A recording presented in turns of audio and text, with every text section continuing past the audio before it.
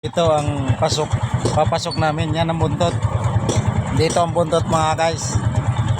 Yan. Kung gaano kahaba guys ang pila namin. Yan. May kikitain pa ba kaya ang nakikilabasan nito guys?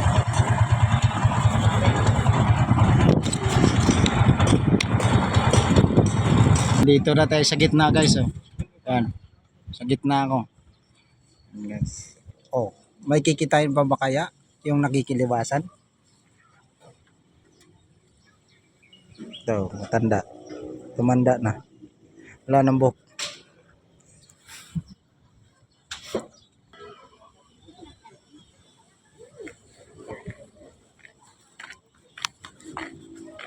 Gutom na ngayong isa, kumain na.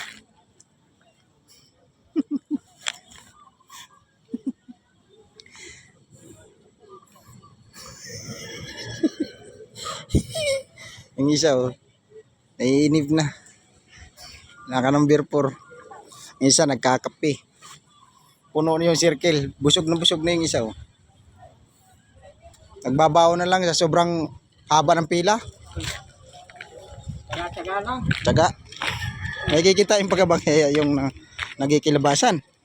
Meron boundary 500 ang araw Yan guys Nagugutom na guys Sa sobrang haba ang pila guys, kumakain na. Tapos yung ulam niya pinirito na lang. Guys, gutom na gutom guys. Maawa naman kayo sa mga tricycle. Yung mga gobyerno dyan, kailangan matulungan yung mga tricycle driver. Kahit mang inasal lang po. Mang inasal pa. Yan guys. Si nanay, nagtitinda ng gulay. Mag-ina. Dito sa pilahan namin. Yan ang business nila. Kasi medyo mura daw ang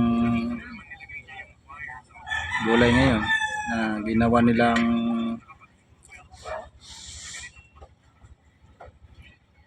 ang talong. Ni-slice nila. Para pang pakbit guys. Yan guys.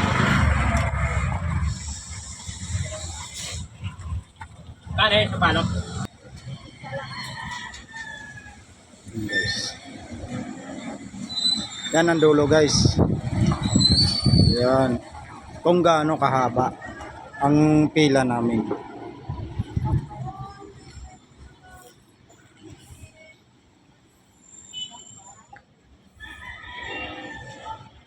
Salamat mga guys. Paki-comment, like and share.